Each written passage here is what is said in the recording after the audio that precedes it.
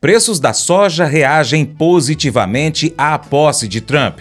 Problemas na safra brasileira trazem pressão de alta. Vlamir Brandalize comenta o mercado da soja. Você já está acompanhando o Paracatu Rural pelo YouTube? Inscreva-se em nosso canal, marque o sininho e assista na sua Smart TV. Mercado Agrícola. Os preços da soja registraram comportamentos distintos nos Estados Unidos e aqui no Brasil na semana de 13 a 17 de janeiro.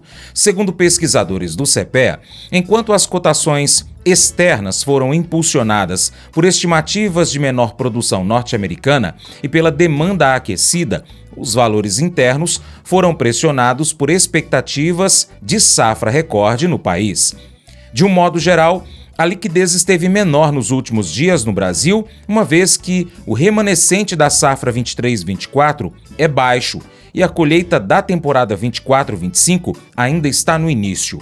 Quanto à temporada 24-25 brasileira, a USDA mantém a projeção de 169 milhões de toneladas de soja, um recorde e 10,5% acima do volume da safra passada. A Conab indica que devem ser produzidas 166,33 milhões de toneladas, também um recorde. O mercado da soja passou o mês de janeiro em oscilação, aguardando as primeiras medidas tomadas por Donald Trump na volta à presidência dos Estados Unidos. No entanto, nenhum dos mais de 100 decretos assinados pelo novo chefe da Casa Branca interferiram nas commodities e a perspectiva de crescimento econômico para o país jogaram as cotações para o alto. Vlamir Brandalize, da Brandalize Consulting, comenta os fatores que impulsionaram o mercado nos últimos dias e chama a atenção para a situação da safra brasileira. As perdas registradas no Mato Grosso em decorrência das chuvas no estado podem corrigir as projeções para a safra brasileira. Começamos o comentário de hoje com a situação da política e da economia internacional. Tivemos aí nessa semana a posse do presidente Trump nos Estados Unidos, voltando aí ao governo, segundo mandato. O mercado vinha muito apreensivo com relação às medidas de início de governo, temores de que haveria uma guerra comercial já imediata, com taxações de exportação de commodities agrícolas americanas. Isso não se confirmou, porque certamente o governo Trump ele vai zelar pela produção americana e não desvalorizar a produção americana. Então, isso vai ser levado em consideração aí na sequência quando tiver alguma medida, que certamente vai ter uma guerra comercial com a China, taxação de produtos chineses, isso vai ocorrer. Mas fator importante é que grande parte do produtor americano, em sua maioria, eles são republicanos, aí pertencente ao grupo que apoia Trump. Então, automaticamente, isso também pesa. A bancada ruralista americana é muito grande, também pesa no mercado nessa hora da definição aí de que rumo vai tomar, né? Então, o mercado fica de olho nessa situação e também esperando que nada de prejudicial ao produtor americano venha. E com isso, o mercado de Chicago saiu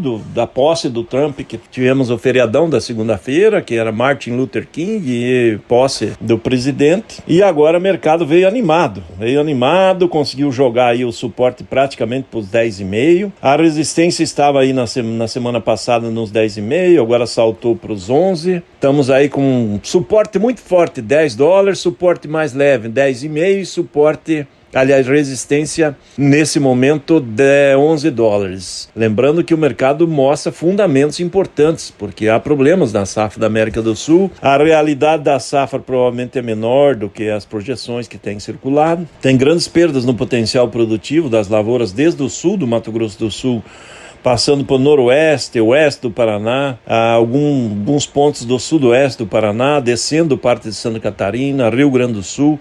O clima tem sido irregular, essas regiões aí provavelmente já perderam cerca de 4 milhões de toneladas do seu potencial, talvez mais do que isso. E com isso a safra, que se projetava acima de 170 milhões de toneladas, agora dificilmente vai chegar nesse número. Ainda há projeções de lavoura, de produção acima de 170 milhões de toneladas, mas no momento acreditamos entre 165 e, se tiver tudo bem nas demais regiões, 170 milhões de toneladas seria um limite nesse momento na nas condições que está o Brasil atualmente. O clima continua com muita chuva no Mato Grosso, partes do norte do Brasil, dificuldade para avançar a colheita nessas regiões, e com isso a oferta de safra ainda é muito pequena, a colheita está atrasada perante o que poderia. Isso reflete também no atraso do plantio de algodão e de milho safrinha, né? Que também já estaria andando mais atrasado. Então, safra de soja brasileira vai se definindo, e o importante é que o mercado internacional viu agora com o governo Trump um otimismo para a economia. A grande questão é que quando o mercado é de expansão econômica, as demandas das commodities crescem. É normal. E se valorizam também, né? Porque a soja, ela vinha aí já de 3 anos aí praticamente em queda, né? Saiu lá dos $16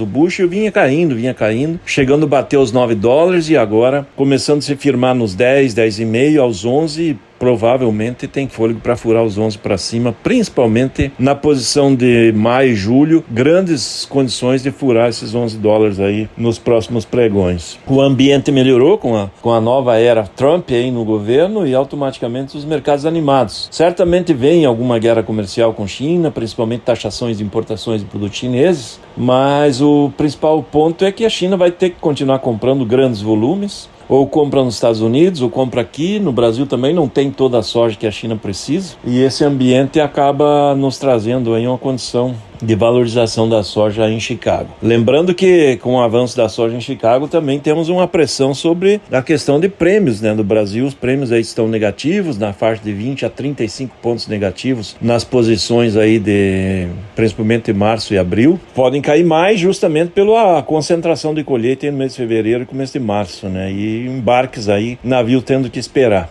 Outro fator que tá começando a pesar mais é fretes, né? Fretes também com fôlego positivo de avanço nas cotações, que acaba tirando um pouco do fôlego dos valores da soja no interior aí ao produtor. Então, esse ambiente traz aí uma condição de valorização em dólar no mercado de Chicago e uma valorização um pouco menor proporcionalmente no mercado interno em reais. O dólar segue se mantendo aí na casa dos R$6, também sem muito fôlego para evolução para cima ou para baixo, mas vai se mantendo nesses patamares. Isso dá a condição da soja girar nos portos aí de R$134 até 146, está indicando aí as posições de julho aí nesse momento, de julho com agosto nesse momento. Ou seja, quanto mais aí para o meio do ano, melhor a valorização da soja nos portos. Temos aí mais ou menos 60 milhões de toneladas negociadas da safra, isso dá uns 36% da safra negociada atualmente, e tem mais de 100 milhões de toneladas da soja ainda a ser negociada da safra, que está ainda em colheita muito tímida, né? Esse é o quadro do mercado atual. Ainda temos um pouco de soja da safra velha aí para ser negociada, perto de 20 milhões de toneladas, em que o produtor vai vendendo aos poucos. O clima continua ainda com muita chuva nos estados centrais para norte e chuvas irregulares na parte do meio do Mato Grosso do Sul para baixo, e onde há problemas aí com relação a potencial produtivo da safra que vai se perdendo nesse momento, né? Se você quer ser uma pessoa feliz, precisa olhar para cada problema pelo ponto de vista de Deus. Pessoas felizes possuem perspectivas mais expandidas. Elas veem o todo. Quando você não vê as coisas através do ponto de vista de Deus, você fica desencorajado, frustrado, infeliz. Não importa o que esteja acontecendo em sua vida. O bom, o ruim, o feio. Deus está elaborando um plano. Paulo sabia disso. Ele diz em Filipenses 1:12: Meus irmãos, eu quero que vocês saibam que as coisas que me aconteceram ajudaram, de fato, o progresso do Evangelho. Desde que Paulo se tornou cristão, em seu caminho até Damasco, ele sonhava algo grande. Ele queria pregar em Roma, o centro do mundo naqueles tempos. O seu sonho era pregar o Evangelho na cidade mais importante do mundo. Mas Deus tinha outra ideia. Ao invés de enviar Paulo a Roma para pregar, ele o fez um prisioneiro real de César, que era Nero na época. Nero era o mais perverso e maldoso possível.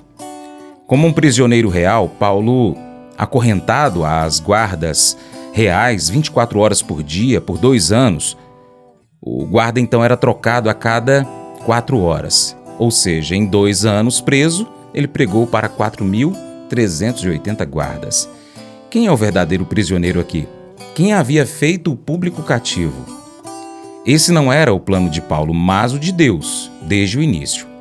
Há 2 resultados desse plano que nós conhecemos com certeza.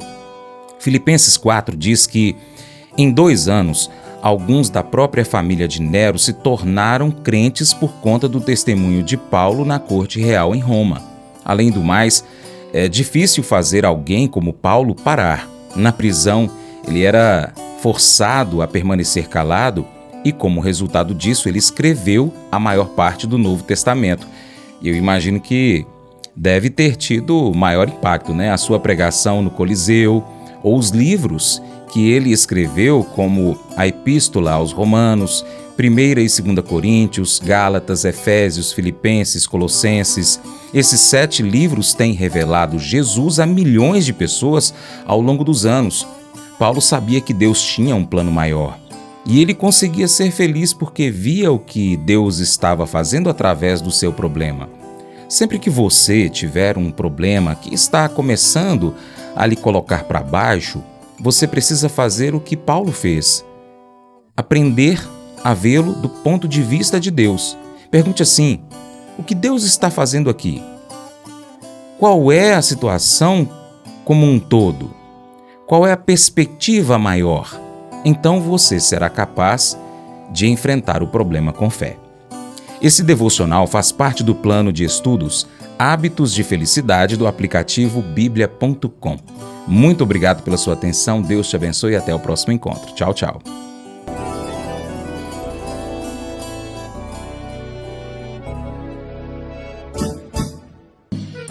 Acordo de manhã para prosear no mundo do campo, as notícias escutar. Vem com a gente em toda a região com o seu programa Paracatu Rural. Tem notícias, informação e o mais importante, sua participação. Programa Paracatu Rural. Programa Paracatu Rural.